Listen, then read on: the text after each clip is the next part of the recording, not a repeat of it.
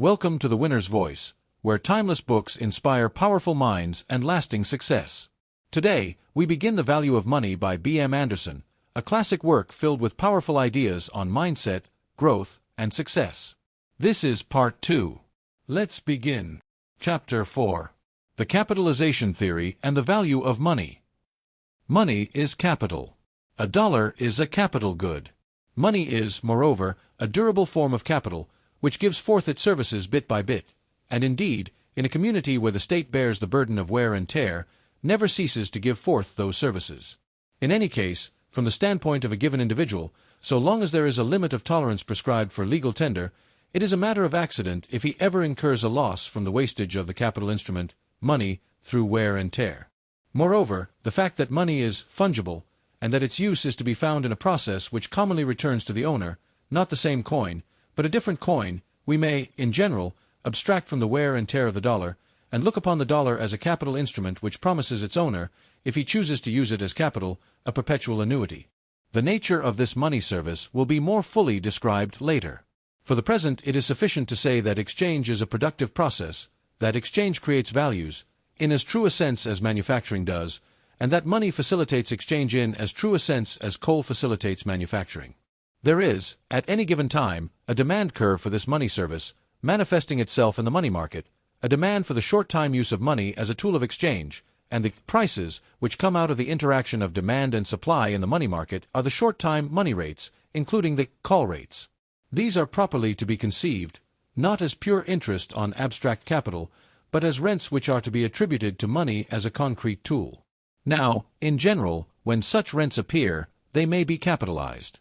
And the price of the instrument of production that bears these rents will be the sum of the rents, discounted at the prevailing rate of interest, with considerations of risk, etc., allowed for. The reasoning of the capitalization theory is really quite simple. Take, for example, a piece of urban siteland, which is expected to bring a perpetual annuity of $100. The whole economic significance of the land is contained in its services, present and prospective. The possession of land under certain circumstances brings other services, as social prestige, than the services which can be alienated to a lessee. But in this case I am abstracting from considerations of that sort, and also from the factor of risk. The whole value of the piece of land under consideration comes from the value of the $100 a year. But these annual incomes are not all equally valuable, even though all expressed as $100. The first $100 is due 1 year hence, the 10th 10 years hence, the 1,000th 1,000 years hence. The principle of perspective comes in. I abstain from any detailed discussion of the theory of interest, simply stating that in a general way I agree with the contention that time constitutes the essence of the phenomenon, or rather, the tendency to discount the future. The capital price of the land is the sum of an infinite convergent series of the present worths of the incomes. The formula is as follows. Capital price of land equals $100/1.05 plus $100/1.05, 2 plus $100/1.05, 3 plus $100/1.05, n when the rate of interest is 5%. The limit of this series, assuming the series to be infinite, is $2,000, and a simple formula for calculating it under the assumptions is to divide $100, the annual income, by 0.05, the rate of interest. Given the annual income, given the prevailing rate of interest, the capital price is determined. The relation may be illustrated, roughly, by the figure of a candle, a disk, and the shadow of the disk on the wall. The disk represents the annual income, the shadow on the wall the capital value, and the distance between the flame and the disk the rate of interest. Increase the distance between the flame and the disk, the rate of interest, and the shadow becomes smaller. Shorten the distance, and the shadow is increased. Similarly, enlarge the disk, and the shadow is enlarged. The capital value varies directly with the annual income, and inversely with the rate of discount. Now my purpose here does not involve a detailed examination of the validity or limitations of the capitalization theory. For the present, the only question is, has this theory any application at all to the problem of the value of money? It offers itself as a general theory of the values of durable bearers of income. Money is a durable bearer of income. The capitalization theory, however, is of no use for the purpose in hand. Money does not obey the general law in the relation which the magnitude of the income bears to the rate of interest. In general, the income and the rate of discount are independent variables. Their influence, operating in opposite directions, fixes the capital value, increasing income increasing the capital value, increasing discount rate reducing it. In the case of money, however, the two factors are not independent. The short-time money rate is not, to be sure, identical with the long-time rate of interest, which is the rate of discount for the purpose in hand. But the two tend to vary together in the long-run average in fact, and they are related in the expectation of those who are concerned in the capitalization process.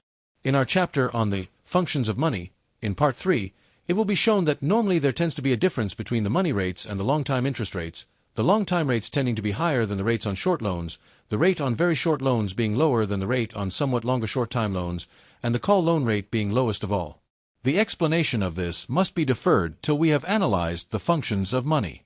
But the important thing, for present purposes, is that the money rates, though lower than the pure rate of interest, tend to vary, in long-time averages, with that pure rate, and that, consequently, the income from renting money and the discount rate to be applied in capitalizing that income are not independent magnitudes, but tend to vary together. They thus tend to neutralize one another. If money rates go up, and if they are expected to stay up long enough to justify, on the ordinary capitalization theory, a rise in the capital value of money, we have a counteracting influence in the long-time interest rate, which also rises and tends to pull down the capital value of money. To recur to our illustration of the candle and the disc, as the disc increases in diameter, the distance between the candle and the disc grows greater, and so the shadow tends to remain the same. There is a further difficulty, to which attention will be called more fully in later chapters, particularly the chapter on dodo bones, and the chapter on the functions of money. In other cases, in general, the capital value is, as the capitalization theory requires it to be, a true shadow, a passive function of the income and the discount, of the disc and the distance between the candle and the disc. In the case of money, however, the income is causally dependent, in part, upon the capital value. Money can function as money only by virtue of having value. The shadow becomes substance in the case of money. It is the value of money which makes possible the money work. The capitalization theory, thus, if applicable at all, must be radically modified before being applied. We shall subsequently, in the chapters above referred to, take account of this fundamental complication.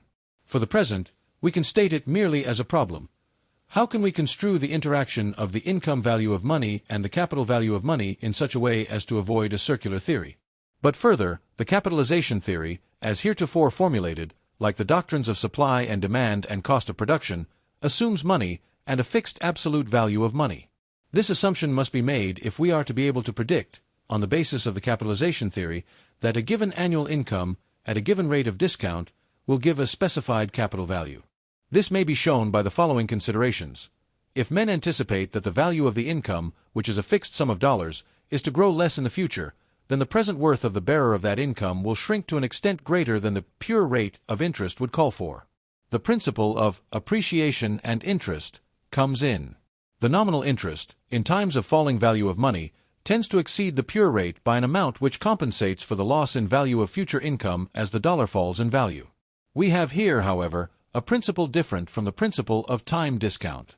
It is not the influence of time, which makes a given value appear smaller as it is further removed in time, but it is an anticipated lessening in the value of the income itself that counts.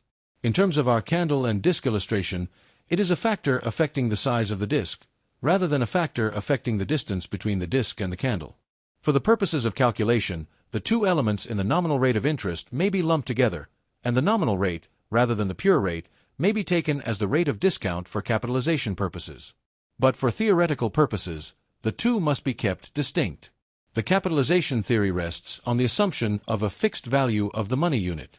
That the fixed value of the money unit assumed is an absolute value, and not a mere reciprocal of the price level, may be proved by some further considerations regarding relations among these same factors.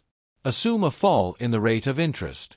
Then, on the capitalization theory, prices of lands, stocks and bonds, houses, horses, and all items of wealth which give forth their services through an appreciable period of time, will rise, and with them the average of prices, or the general price level, will rise. If one hold the relative conception of value, according to which the value of money necessarily falls when prices rise, because the two are merely obverse phases of the same thing, then this rise in the price level is, ipso facto, a fall in the value of money. But we have seen that a fall in the value of money means, on the principle of appreciation and interest, a rise in the interest rate. Hence, we would have proved that a fall in the interest rate causes a rise in the interest rate, which is absurd. If, however, we recognize that prices can rise without a fall in the value of money, if i.e., we use the absolute conception of value, this difficulty disappears. The capitalization theory and the theory of appreciation and interest can be reconciled only on the basis of the absolute conception of value. The capitalization theory, then, in its present formulation, assumes money and a fixed absolute value of money. It is, therefore, inapplicable to the problem of the value of money itself. In general, none of the polished tools of the economic analysis, neither cost of production, the capitalization theory, nor the law of supply and demand, is applicable to the problem of the value of money. The reason is that they get their edge from money itself. The razor does not easily cut the hone.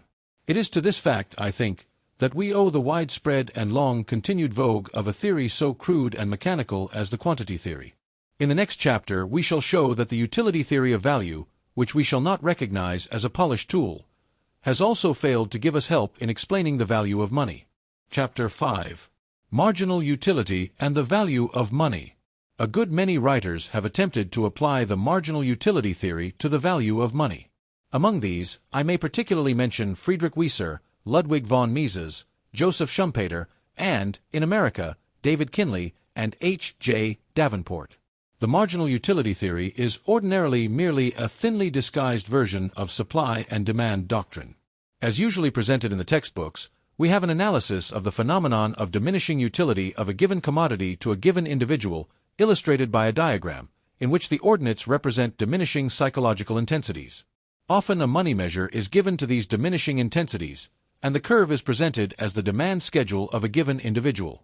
Then, with little further analysis, a leap is made to the market, and it is assumed that the market demand curve of many individuals, differing in wealth and character, is a utility curve, and value in the market is explained by means of marginal utility. I need not here repeat my criticisms of this procedure. It gives simply a confused statement of the doctrine of supply and demand. The analysis of utility which precedes the discussion of market demand is wholly irrelevant, and merely mixes things up. That such a conception is of no use in solving the problem of the value of money has been sufficiently indicated in a chapter on supply and demand. Sometimes the contention is made that money is unique among goods in having no power to satisfy human wants except a power to purchase things which do have such power. This contention, in Professor Fisher's view, precludes the application of the marginal utility theory to the problem of the value of money, and he makes no use of marginal utility in his explanation. Indeed, in the passage from which this quotation is taken, Professor Fisher says that the quantity theory of money rests on just this peculiarity of money. Not all writers who contend that money has no utility per se, however, have felt it necessary to give up the marginal utility theory as a theory of money, as we shall later see. On the other hand, writers of the commodity school, or metalist school, writers who see the source of the value of money in the metal of which it is made, can apply the utility theory readily to the value of money, making the value of money depend on the marginal utility of gold, or the standard metal, whatever it is. To the writers of this school, it is incredible that anything which has no utility should become money. Money must be either valuable itself, or else a representative of some valuable thing. The value of money comes from the value of the standard of value, and that value may, so far as the logic of the situation is concerned, be as well explained by marginal utility as the value of anything else. Typical of this view is Professor W. A. Scott's discussion in his Money and Banking, though the emphasis there is not on marginal utility as the explanation of the value of the standard, but on the value, conceived of as an absolute quantity, of the standard as essential to the existence of money and the performance of the money functions. Professor Scott attacks vigorously and effectively Nicholson's exposition of the quantity theory, where the assumption is made that money consists of dodo bones, the most useless thing Nicholson could think of. Most quantity theorists would share Nicholson's view that dodo bones would serve as well as anything else for money, or, to put the thing less fantastically, that the substance of which money is made is irrelevant, that the only question is as to the quantity, rather than the quality, of the money units, and the quantity of the money units, not in pounds or bushels or yards, but in abstract number merely. For writers who seek the whole explanation of the value of money in its monetary application, and who see that money, qua money, cannot administer directly to human wants, the view that Professor Fisher expresses, namely, That money has no utility, and is unique among goods in this respect, seems on the surface to have justification. On the surface merely, however. Money is not unique among goods in being wanted only for what it can be traded for. Wheat and corn and stocks and bonds and everything else that is speculated in is wanted, by the speculators, only as a means of getting a profit. They are remoter from the wants of the man who purchases them than the money profit he anticipates. Ginseng, in America, has value, though consumed only in China. And there are people, particularly jewelers, who often want money as a raw material for consumption goods. The difference is at most a difference of degree, and of slight degree indeed in the case of such things as bonds, which count on the goods side of the quantity theory price equation, but which really are in all cases remoter than money itself from human wants. Money really stands, for the purpose in hand, on the same level as any other instrumental good. It does not give forth services directly, as a rule. Neither does a machine, or an acre of wheat land, or goods in a wholesaler's warehouse. Exchange is a productive process, an essential part of the present process of production. Money is a tool which enormously facilitates this process. It has its peculiarities, no doubt. One of them is, and money is not unique in this as will later appear, that it must have value from non-monetary sources before it can perform its own special functions, from some of which it draws an increased value. But there seems to me to be nothing in the contention quoted from Professor Fisher to justify setting money sharply off from all other things, or to justify the view that marginal utility is inapplicable to the value of money, if it be applicable to the value of anything at all that is not destined for immediate consumption. I do not believe that the marginal utility theory is valid for any class of goods, not even those for immediate consumption. Where marginal utility theory is, as in the conventional textbook expositions, merely another name for supply and demand theory, it is, as already shown, not applicable to the value of money, and it is useful in the surface explanation of market prices of goods. But where marginal utility theory really seeks to get at value fundamentals, it is precisely as valid for money as for goods of other sorts, invalid, in my judgment, in both places, and for the same reasons in both. Among the writers who would apply the utility theory to money, while still insisting that money, as such, has no utility, are Schumpeter, who accepts Wieser's theory in its main outlines, and von Mises, who develops a notion very different from that of the other two. Wieser's doctrines are set forth in two expositions, separated by 5 years, the second representing a considerable development in his thought, though resting in part on the first. The first is an address upon the occasion of his accession to the professorship at the University of Vienna in 1904, and is published in the Zeitschrift für Volkswirtschaft, Sozialpolitik und die Verwaltung, Volume 13, entitled Der Geldwert und die seine gestlichen Veränderungen. The second is a discussion, partly written and partly spoken, Der Geldwert und die seine Veränderungen, written, and Über die Messung der Veränderungen des Geldwerts, spoken, in Schriften des Vereins für Sozialpolitik, Referat zur Tagung, No. 132, 1909. For the purpose in hand, a brief statement of 1 or 2 points would suffice to show the futility of Wieser's effort to get an explanation of the value of money via marginal utility, but I think that readers may be interested in a fuller account of Wieser's doctrine, just because it is Wieser's, and so shall undertake to give a more systematic account of it. For brevity, in the exposition which follows, I shall refer to the first article as I, and to the second as II. Wieser holds that it is possible to have money wholly apart from a commodity basis. I, page 45, citing the Austrian Staatsnoten as a case in point. The reason for giving them up is that they do not circulate in foreign trade. Gold fulfills its international money functions the more easily because of its various employments, but, after it is thoroughly historically introduced, as money, it could fulfill its money functions even if all these employments be thought away. Wieser gives no argument for this contention, and its validity will be examined later. There are, he says, 2 sources for the value of gold, the money use and the arts use interacting. Money is further removed from wants, not only than consumption goods, but also than production goods, which are but consumption goods in the seed. The latter are technically destined for definite goods. But money may be used to procure whatever good you please, in exchange. The absoluteness of this distinction, also, may be questioned. Pig iron is almost as unspecialized as money in its relation to wants, since tools enter into the production of almost every service that human wants require, from surgical operations, through instrumental music, to wheat and horseshoes. On the other hand, money is not the only thing by means of which other things are purchased. The extent of barter in modern life will wait for later discussion. I do not think that any sharp distinction between money and all other things is valid. Wieser complains of the older economics which treats money as a commodity. And he contends that as money and commodities show a contrast in their essence, Wesen, they should also manifest a contrast in the laws of their values, even though the fundamental general theory of value applies to both. I. 47. He finds in representatives of money, Geld surrogate, and in velocity of circulation of money, factors which are lacking in commodities. Again, a question must be interjected by the writer.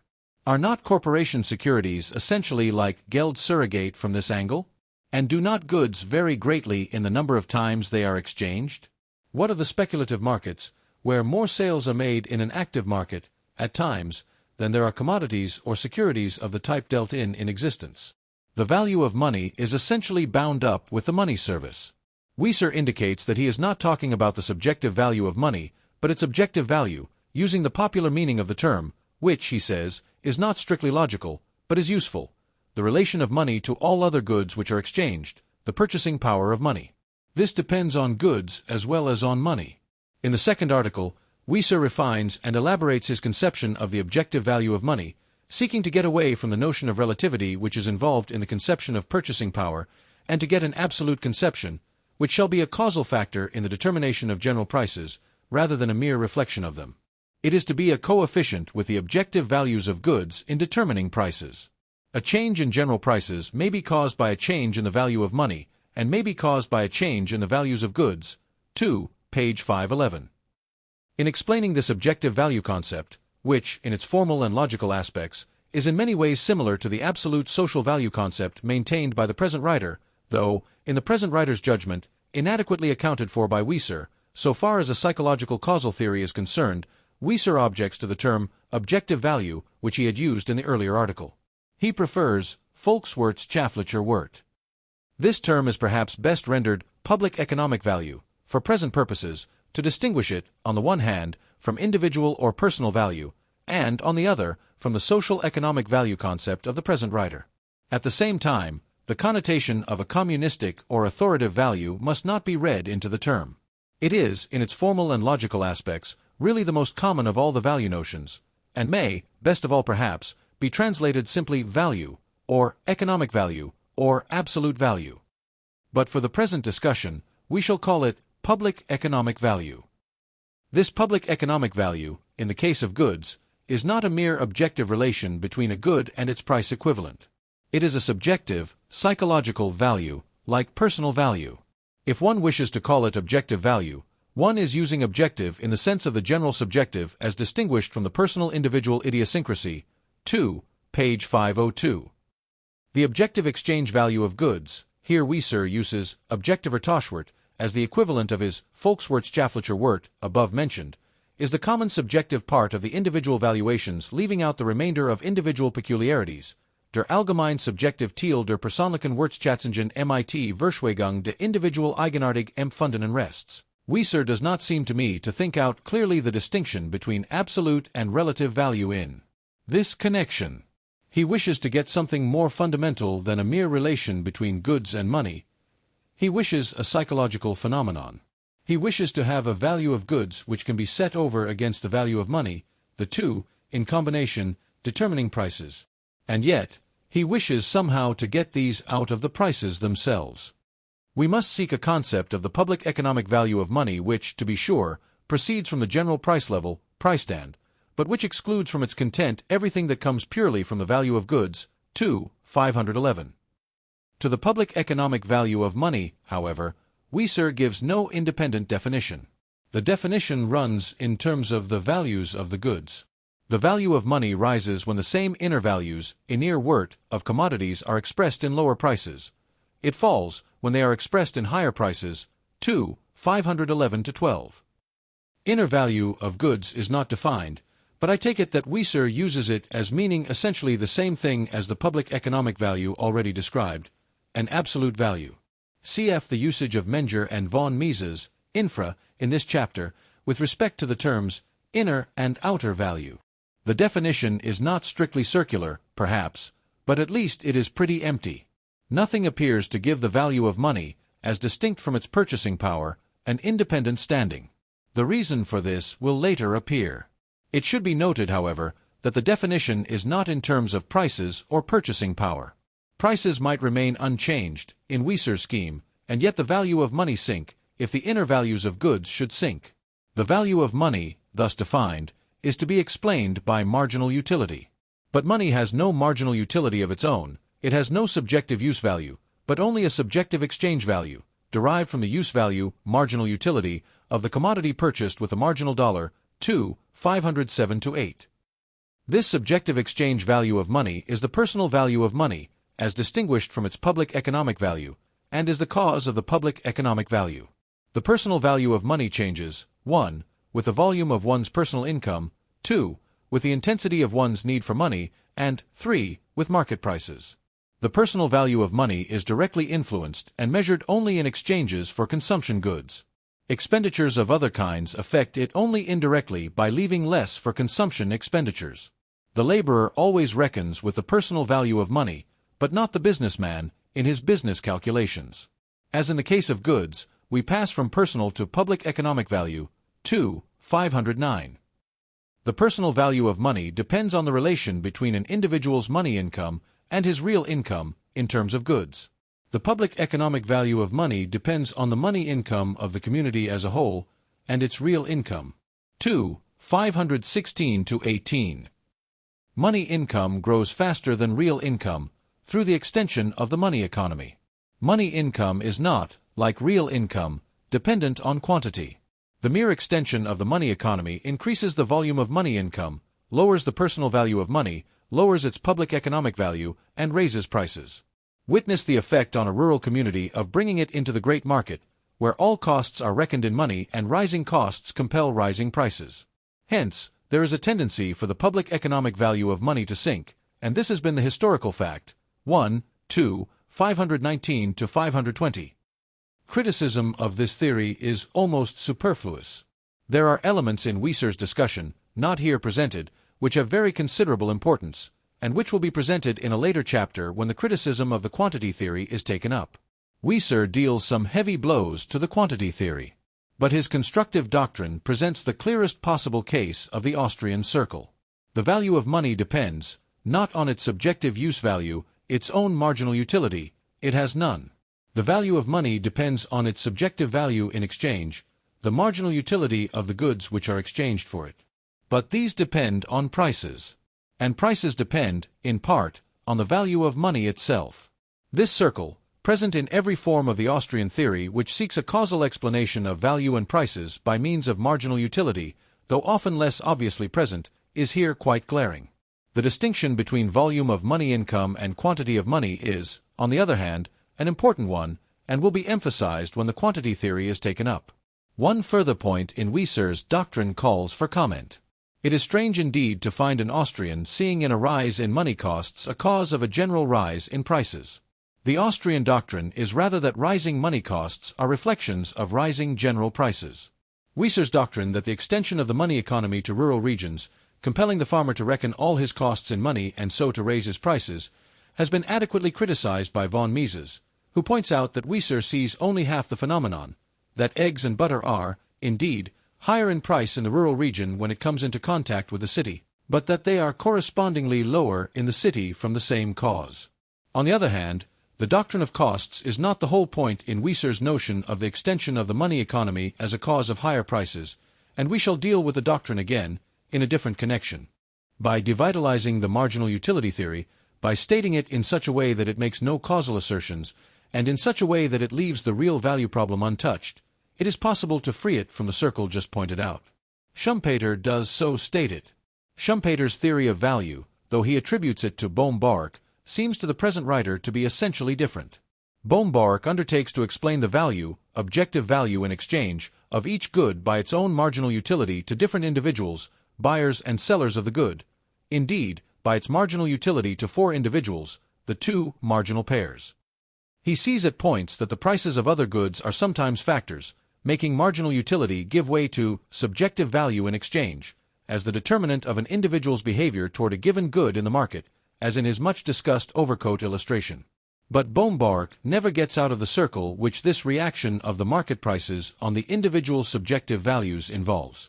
Schumpeter seems to rise to a higher conspectus picture, which, in form, avoids the circle.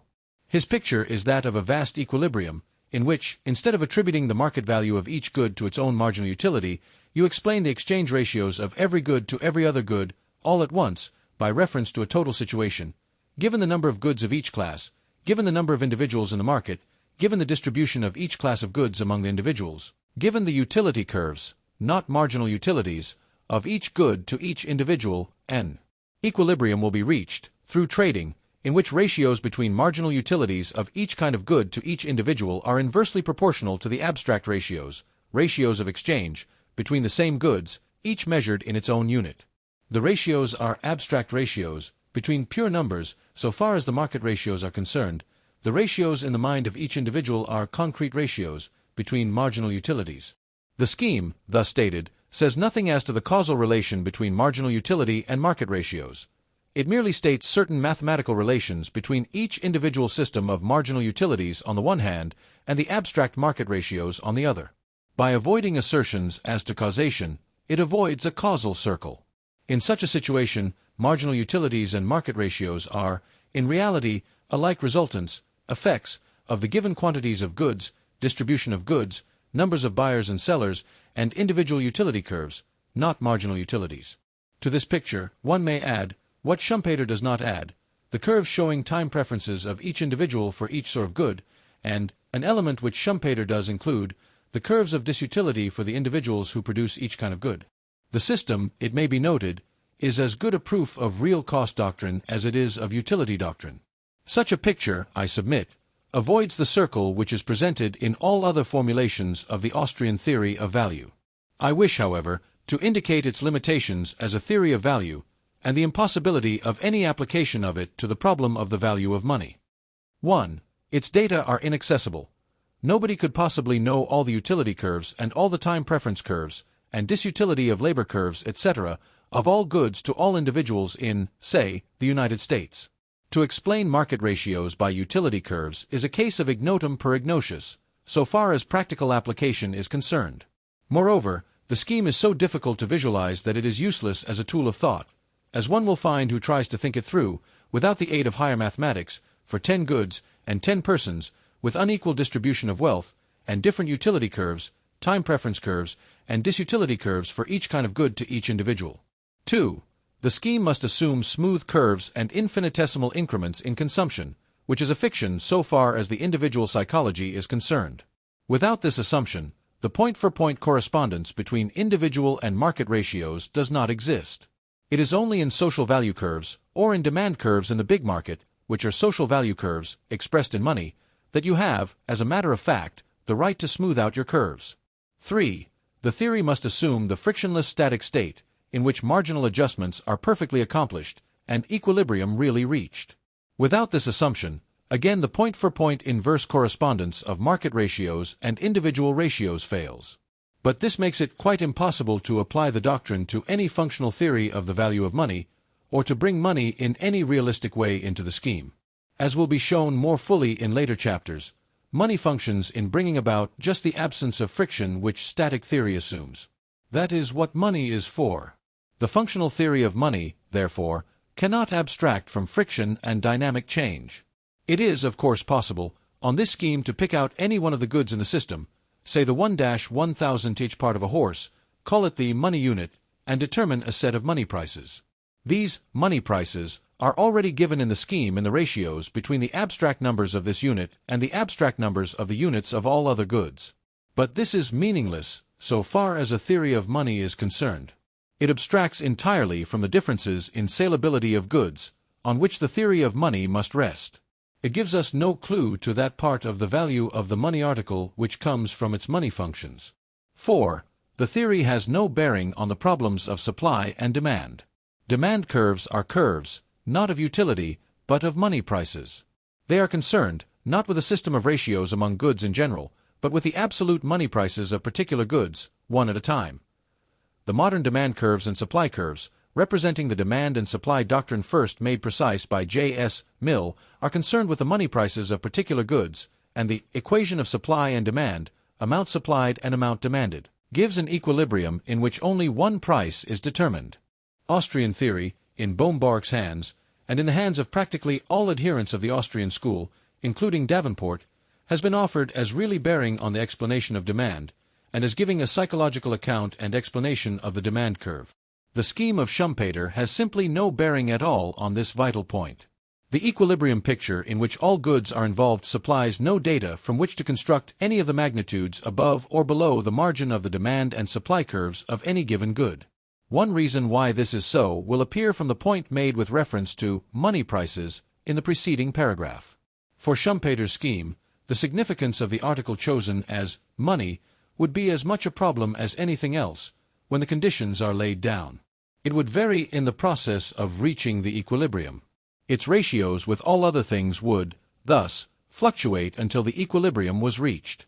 But, as we have seen, in the chapter on supply and demand, curves of supply and demand must assume a fixed significance of the money unit.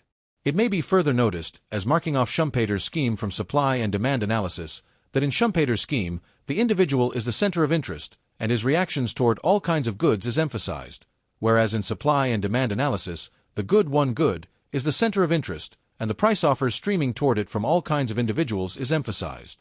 The two bodies of doctrine are quite distinct. 5. The theory has no bearing on the explanation of entrepreneur cost, money outlay, opportunity cost, alternative positive values, or what not.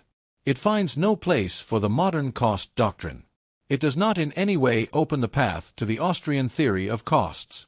Costs, for Austrian theory, as, in general, for modern theory, are reflections of demand for the employment of the agents of production in alternative uses. Thus, it costs a great deal to raise wheat in Illinois, because of the rival demand for the land to produce corn.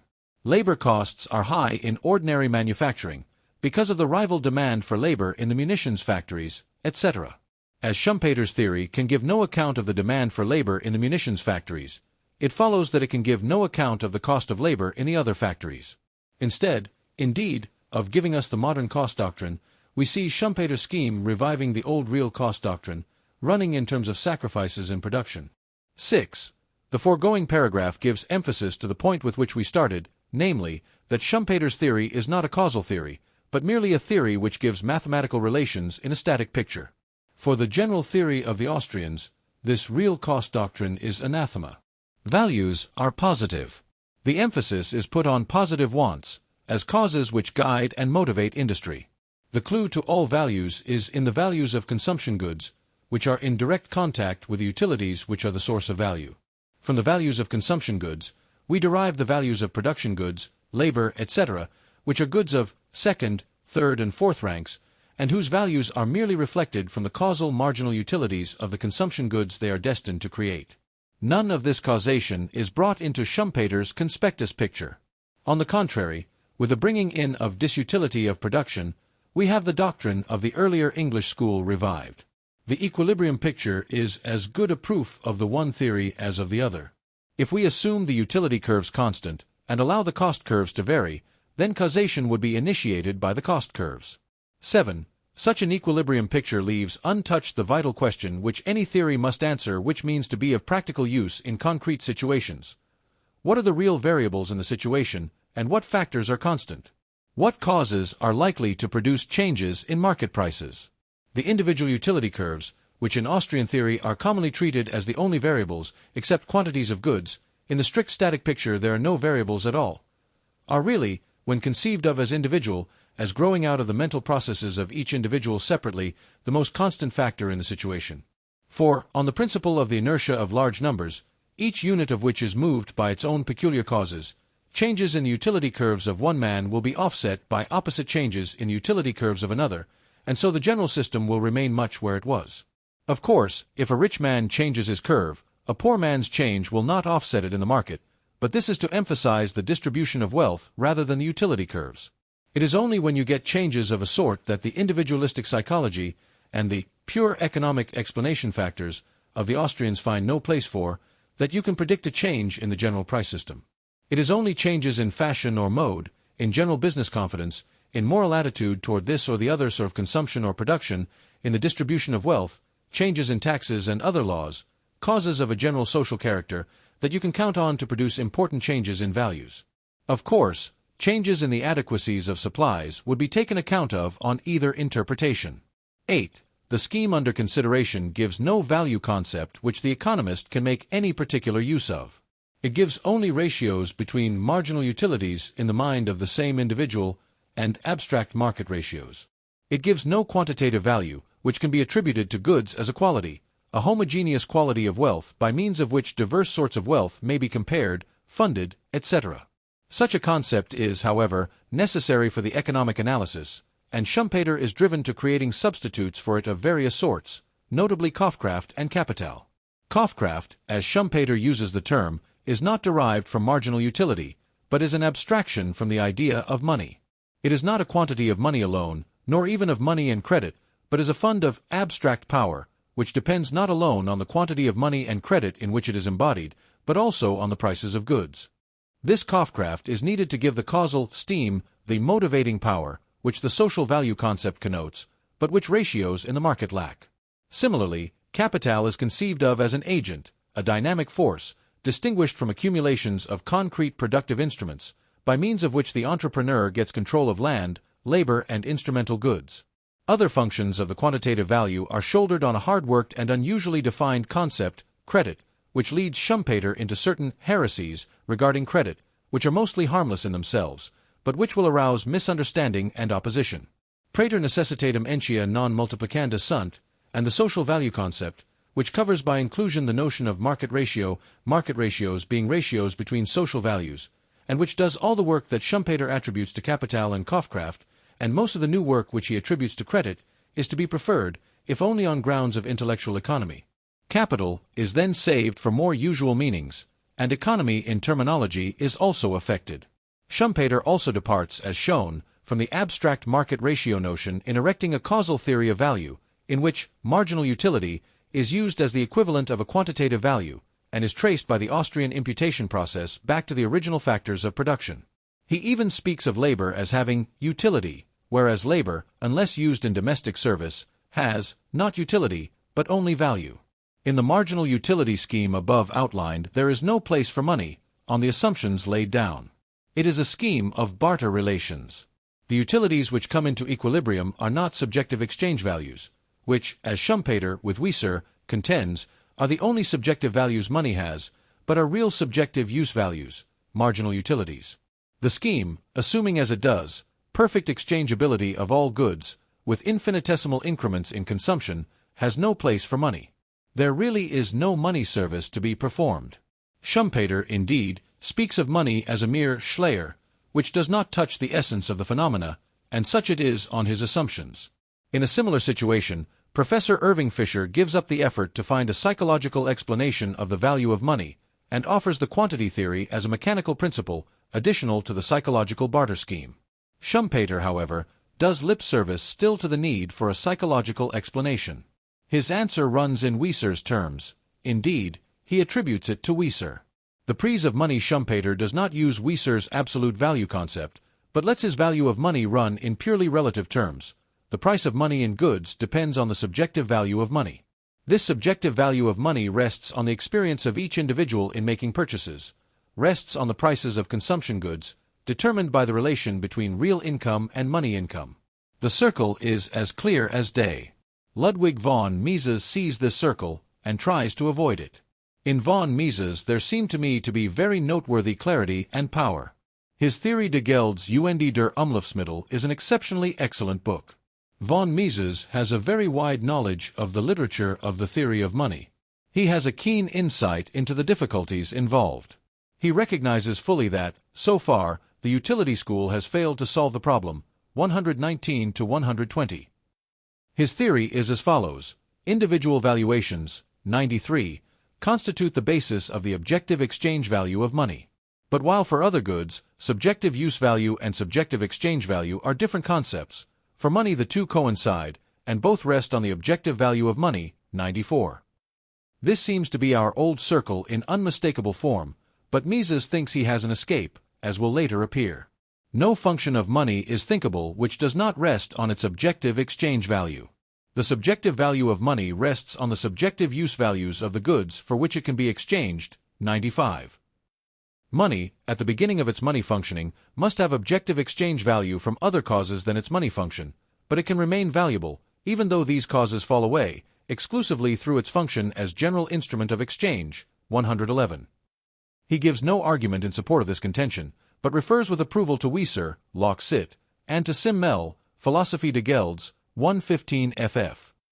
Hence, the important consequence that, in the value of money of today, a historical component is contained. Herein is to be found a fundamental contrast between the value of money and the values of other goods. 119 to 120. The individual valuation of money rests on the objective exchange value of money of yesterday. This individual value of money is the explanation, on the money side, of the objective value of money of today. Going back, step by step, you come ultimately to the subjective use value of the money stuff in its non-monetary employment, a temporal regressus. This opens the way to a theory of the value of money based on marginal utility. This avoids the circle of explaining the objective value of money of today by the subjective exchange value of money of today, which in turn rests on the contemporary objective value of money. I find this particularly interesting, since it employs a device which had once suggested itself to me as a means of escape from the Austrian circle, but which reflection led me to abandon. I have discussed the whole matter in my social value, and therefore venture a quotation from that book. How are we to get out of our circle? The value of a good, A, depends, in part, upon the value embodied in the goods, B, C, and D, possessed by the persons for whom good A has utility, and whose effective demand is a sine qua non of A's value. The most convenient point of departure seems to be the simple situation which Wieser has assumed in his natural value. Here the artificial complications due to private property and to the difference between rich and poor are gone, and only marginal utility is left as a regulator of values. But what about value in a situation where there are differences in purchasing power? How assimilate the one situation to the other? A temporal regressus, back to the first piece of wealth, which, we might assume, depended for its value solely upon the facts of utility and scarcity, and the existence of which furnished the first purchasing power that upset the order of natural value, might be interesting, but certainly would not be convincing. In the first place, there is no unbroken sequence of uninterrupted economic causation from that far-away hypothetical day to the present, in the course of which that original quantity of value has exerted its influence. The present situation does not differ from Wieser's situation simply in the fact that some, more provident than others, have saved where others have consumed, have been industrious where others have been idle, and so have accumulated a surplus of value, which, used to back their desires, makes the wants of the industrious and provident count for more than the wants of others. And even if these were the only differences, it is to be noted that private property has somehow crept in the interval, for Wieser's was a communistic society. And further, an emotion felt 10,000 years ago could scarcely have any very direct or certain quantitative connection with value in the market today. Even if there had been no disturbing factors of a non-economic sort, the process of economic causation could not have carried a value so far. It is the living emotion that counts. Values depend every moment upon the force of live minds, and need to be constantly renewed. And there would have been, of course, many non-economic disturbances, wars and robberies, frauds and benevolences, political and religious changes, a host of historical occurrences affecting the weight of different elements in society in a way that, by historical methods, it is impossible to treat quantitatively. What is called for is, not a temporal regressus, which, starting with an hypothesis, picks up abstractions by the way, and tries to synthesize them into a concrete reality of today, but rather a logical analysis of existing psychic forces, which shall abstract from the concrete social situation the phases that are most significant. This method will not give us the whole story either. Value will not be completely explained by the phases we pick out. But then, we shall be aware of the fact, and we shall know that the other phases are there, ready to be picked out as they are needed for further refinement of the theory, as new problems call for further refinement. And, indeed, we shall include them in our theory, under a lump name, namely, the rest of the presuppositions of value. Our reason for choosing a logical analysis of existing psychic forces instead of a temporal regressus, instead, even, of an accurate historical study of the past, is a twofold one. First, we wish to coordinate the new factors we are to emphasize with factors already recognized, and to emerge with a value concept which shall serve the economists in the accustomed way. It is illogical to mix a logical analysis with a temporal regressus. But, more fundamental than this logical point, is this: the forces which have historically begot a social situation are not, necessarily, the forces which sustain it. The rule doubtless is that new institutions have to win their way against an opposition which grows simply out of the fact that we are, through mental inertia, wedded to what is old and familiar. We resist the new as the new. Even those who are most disposed to innovate are still conservative, with reference to propaganda that they themselves are not concerned with. The great mass of activities of all men, even the most progressive, are rooted in habit and resist change. When, however, a new value has won its way, has become familiar and established, the very forces which once opposed it now become its surest support. Or, waiving this unreflecting inertia of society, as things become actualized, they are seen in new relations. What, prior to experiment, we thought might harm us, we find beneficial after it has been tried, and so support it, or the reverse may be true. The psychic forces maintaining and controlling a social situation, therefore, are not necessarily the ones which historically brought it into being. Since the foregoing was written, I have found that another theorist, Professor Alvin S. Johnson, had also given consideration to the same idea as a means of escape from the Austrian circle. Professor Johnson refers to the notion briefly in his Review of Social Value, A.M. Rev. June, 1912, page 322, holding that the doctrine is logically tenable, though rejecting it on psychological grounds. The value of a thing newly created can be explained only with reference to values antecedently existing. That there is a continuity in the value system, as in the whole social mental life of men, I should be the last to deny. But it is not the antecedently existing values, as antecedently existing, that give value to the new piece of wealth. The antecedent values function only as persisting, as contemporary social forces. We do not find the motivating power of existing values in the ashes of burnt-out desire. It seems to me very essential to distinguish the two methods of approach to the problem. It is possible to state a historical sequence, if you know it, showing how values have historically come and gone. But for an equilibrium picture, of the sort that our price theory demands, where there is a mechanical balancing of contemporary factors, as in Marshall's balls in the bowl illustration, such an account is of no use. Existing social forces have their history, but, at a given moment, they are what they are, and what they were at a different time adds no ounce of weight to the power they now exert. If a quantitative account of value is called for, and price theory is essentially concerned with the measurement of values, we must bring measure and measured into contemporary balance. The historical account is one thing, the cross-section analysis is another. Static theory is a mechanical abstraction from the organic cross-section picture, which, by making it superficial, is able to make it exact. It seems to me that this distinction must be kept clear if progress in the science is to be made. At every point, divergent conclusions are reached if the two viewpoints are merged. The distinction between statics and dynamics is, in a general way, the same as the distinction here made between the historical and the cross-section view. It is no answer to the Ricardian theory of land rent for Carey to point out that historically, in new countries, the uplands are cultivated first, and the more fertile river valleys later. Ricardo is talking about statics, and Carey about dynamics. Carey does not answer Ricardo, because he is talking about a different problem. The utility theorist especially has no right to leave the static viewpoint. All the elementary laws on which the utility theory is based are static laws. The law of satiety, of diminishing utility, is a static law, and the utility theorists are careful to point out that it holds only for an individual at a given time. It rests on nerve fatigue. Give the nerve time to rest, and utility does not sink. On the contrary, the dynamic law of wants is that wants expand.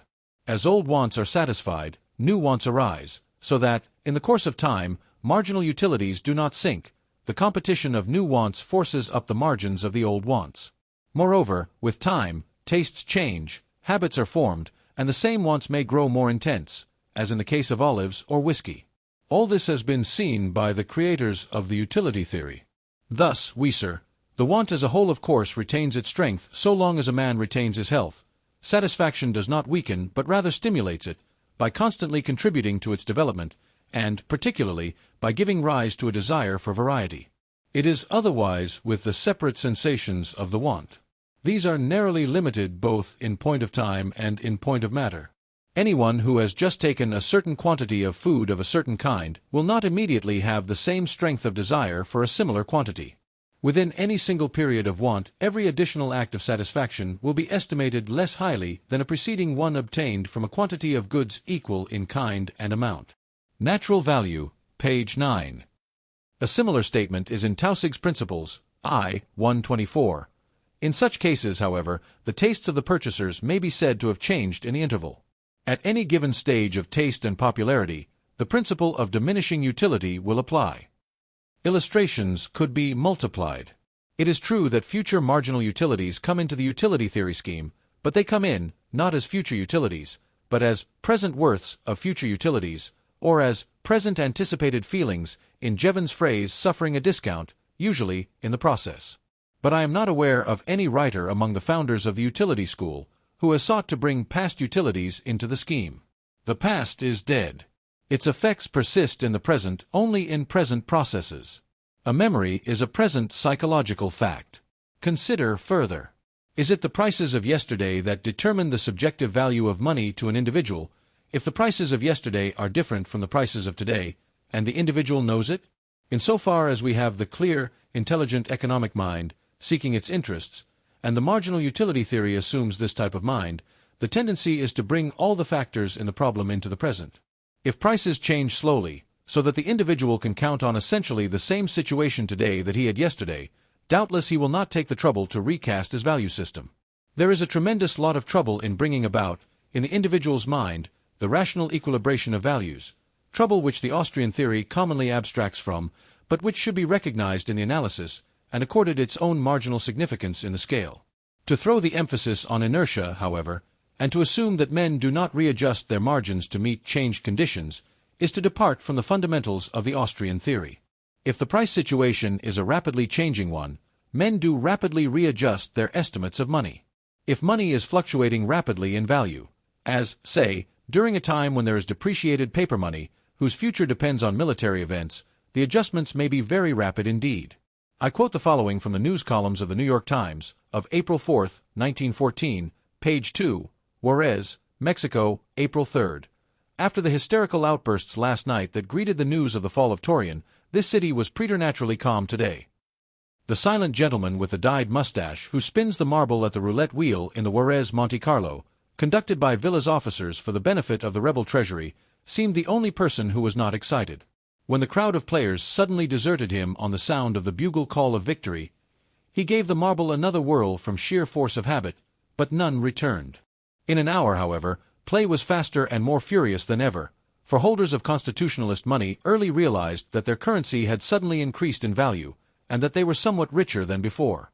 I do not question the fact, however, that men are slow in making calculations, and that society is often unconscious of changed conditions, and often readjusts less rapidly than occasion requires. There is a vast deal of inertia, of blind habit, of custom, etc. But emphasis on these factors is not marginal utility theory. Factors like these are emphasized by a functional psychology and by a social psychology, not by an individualistic psychology which rests on the assumption of rational calculation.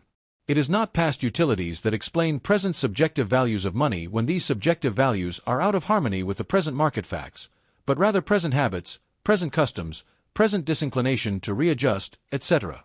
There is a big difference, psychologically, between the mental processes through which one arrived at one's present state of mind and the present state of mind itself. The original commodity utility of the money metal, in the faraway time before the money use affected its value, is surely no longer a factor.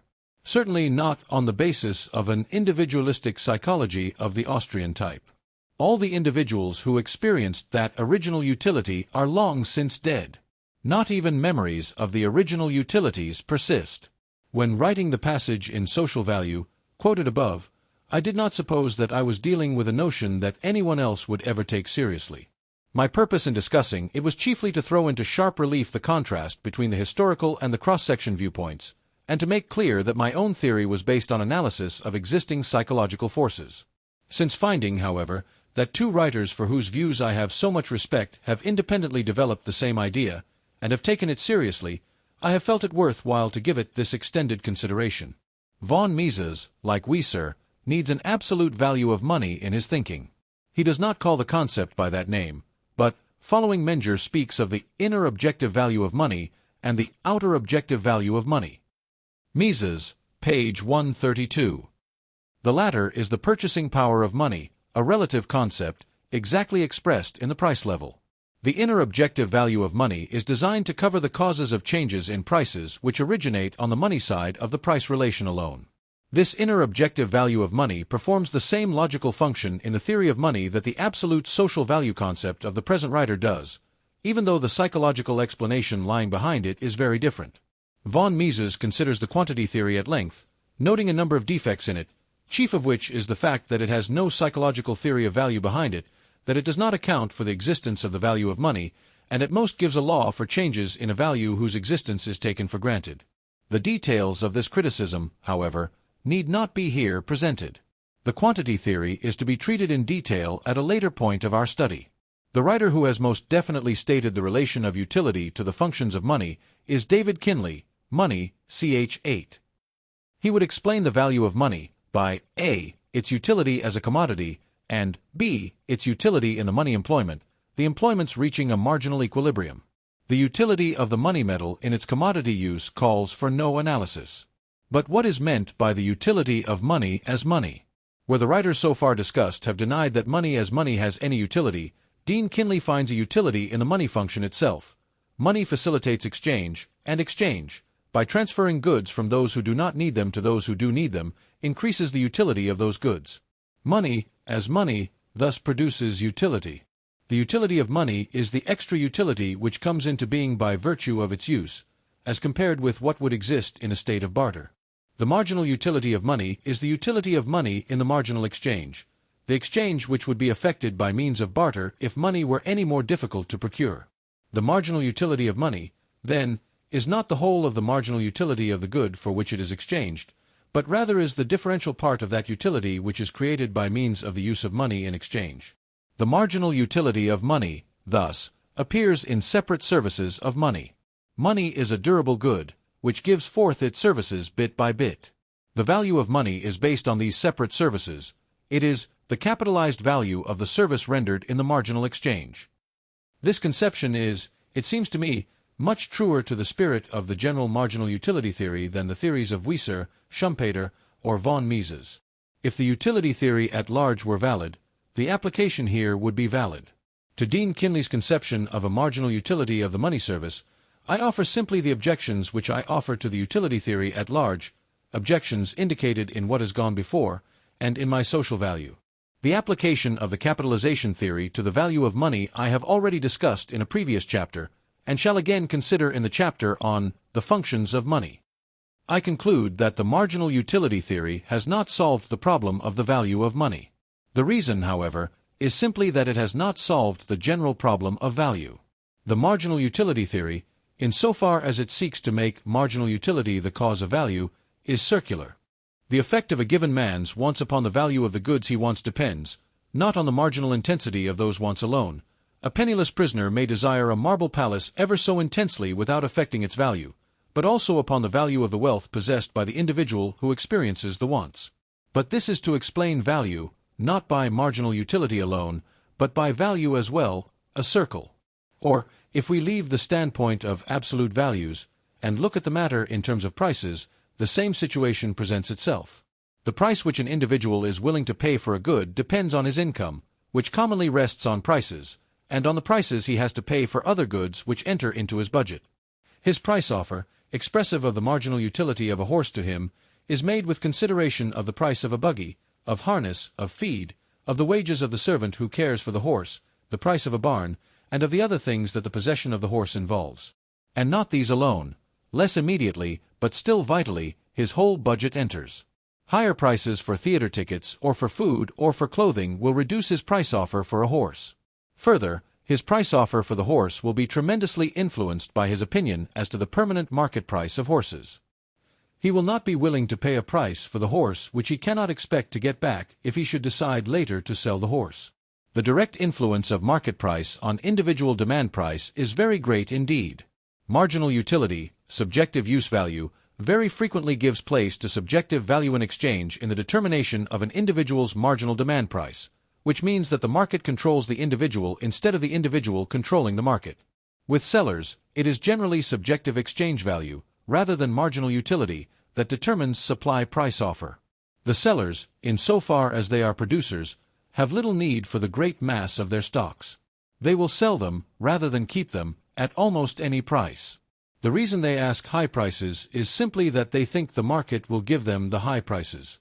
The individual price offers, in the aggregate therefore, presuppose the whole market situation, presuppose a general value and price system already fixed and determined. Each individual price offer presupposes many other prices, though not, of course, the whole market. Since, then, much of the market situation is assumed in the determination of each particular price, by the Austrian method, it is obviously circular reasoning to think that the determination of each price separately by this method will supply data for a summary of the market situation as a whole. In the one form in which the utility theory avoids a circle, that presented by Schumpeter and discussed in an earlier part of this chapter, it is not a causal theory. Marginal utility is not a cause of market prices, but rather, marginal utilities and market prices are alike resultants, effects, of more fundamental factors. No writer who has presented the utility theory in this form has tried to apply it to the value of money, and even if it could be so applied, it would not give a causal explanation of the value of money in terms of marginal utility. In most of the efforts to apply the utility theory to money, the circle becomes so obvious that one marvels that able theorists should for a moment fail to see it. Part 2. The Quantity Theory. Chapter 6. The Quantity Theory of Prices. Introduction. The quantity theory, in its usual formulations, is a theory, not of the value of money, in the absolute sense of value, but of the general price level, the average price of goods exchanged for money. It is not a psychological theory. It does not deal with psychological quantities, or psychological forces. It is a mechanical theory, concerned simply with quantities, and the relations between them. The essence of the quantity theory comes out in the following brief statement. Given a number of units of money, given a number of units of goods to be exchanged, assume these two numbers to be independent of each other, assume all the goods to be exchanged for all the money, then the average price will be a simple function of the quantities of goods and of money respectively, such that an increase in the amount of money will increase the average price per unit of goods proportionately, if goods remain unchanged in amount, or an increase in goods will lower the price per unit proportionately, money being assumed to remain unchanged in amount. The qualification is commonly added that if goods have to be exchanged more than once, the effect is the same on prices as if there were an added number of goods equal to the added number of exchanges, and that if money is used more than once in exchanging a given number of goods, the effect is the same as if there were proportionately more money. Both quantity of goods and quantity of money are commonly defined as actual quantity multiplied by rapidity of circulation. Rapidity of circulation, however, for both money and goods, is commonly thought of as a constant, so that the original formula remains unaffected by the qualification, so far as a prediction as to the effect of increase or decrease of money or goods on prices is concerned. Involved in the quantity theory, and explicitly stated by many writers, is the doctrine that the substance of which money is made is irrelevant, that it is the number, and not the quality or size of the money units that counts. In short, the quantity theory asserts that, provided velocity of circulation and volume of trade are unchanged, if we increase the number of dollars, whether by renaming coins, or by debasing coins, or by increasing coinage, or by any other means, prices will be increased in the same proportion. It is the number, and not the weight, that is essential. This fact needs great emphasis. It is a fact which differentiates money from all other goods and explains the peculiar manner in which its purchasing power is related to other goods. Sugar, for instance, has a specific desirability dependent on its quantity in pounds. Money has no such quality. The value of sugar depends on its actual quantity. If the quantity of sugar is changed from 1 million pounds to 1 million hundredweight, it does not follow that a hundredweight will have the value previously possessed by a pound. But if money in circulation is changed from 1 million units of one weight to 1 million units of another weight, the value of each unit will remain unchanged. Irving Fisher, Purchasing Power of Money, pages 31 to 32. To the same effect is Nicholson's exposition, in which the money is assumed to consist of dodo bones, the most useless substance that Nicholson could think of. For the quantity theory, prices are determined by the numbers of goods and dollars that are to be exchanged for one another, and not by the values of the goods and dollars. Indeed, for the quantity theory, value commonly has no meaning apart from the prices which are supposed to be adequately explained by the mechanical relations of numbers. In the critical study which follows, Virtually every doctrine and every assumption of this preliminary statement will be challenged. I shall deny, first, that the quantity of goods to be exchanged and the quantity of money to be exchanged for the goods are independent quantities, maintaining, rather, that an increase in either of them tends normally to be accompanied by an increase in the other. Quantity of goods and quantity of money exchanged are not simple physical stocks, given data. Rather, they are consequences of human choices and human relationships, and vary from a large number of highly complex psychological causes, many of which are common to both. I shall deny, second, that rapidity of circulation, either of goods or of money, is a simple constant, independent of quantity of goods or of quantity of money.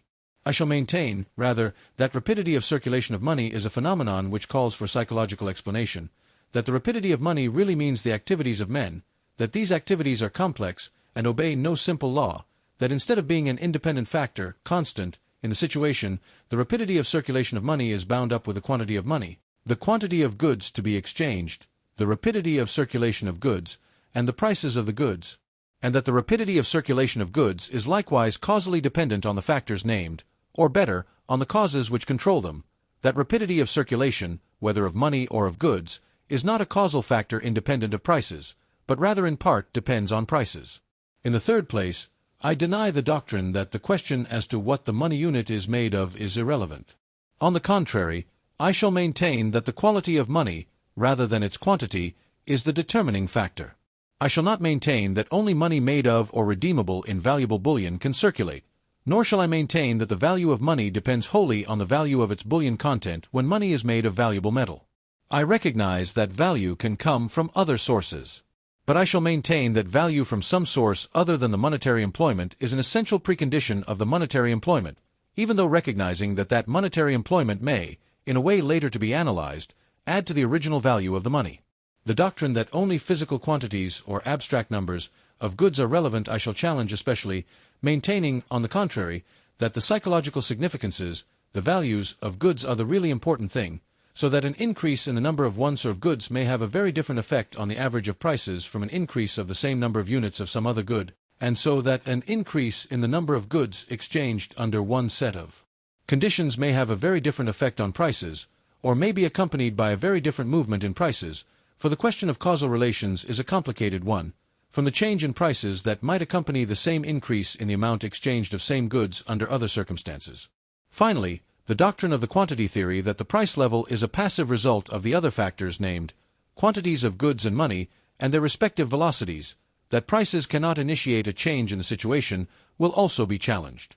I shall undertake to show that the first change in the situation may appear in prices themselves, and that the quantities of goods exchanged, and of money, and their velocities, may then be altered to correspond with the change in prices. I shall further maintain, as against the whole spirit of the quantity theory, that it does not seize hold of essentials in the causes lying behind prices. I shall contend that the factors with which it deals, instead of being independent foci to which converge the causes governing the price level, and through which causation flows in one direction, are really not true factors at all, but rather are blanket names for highly complex and heterogeneous groups of facts concerning which few general statements are possible. Quantity of goods exchanged, for example, may be in some of its parts caused by rising prices, in others of its parts may be causing falling prices and is chiefly caused by fluctuating prices. The net change in prices in this case is not the result of any one movement from quantity of goods as a whole. Changes in the price level are not one result, but rather are the mathematician's average of many changes, due to a host of causes, in many individual prices. The quantity theory is an effort to simplify phenomena highly complex. Of course, the simplification of complex phenomena in thought is a laudable scientific goal, but when the simplification goes so far as to group things only superficially related, and to leave out the really vital elements, it is worthless. Value theory, with all the value left out, is like Hamlet with no actor for the title role.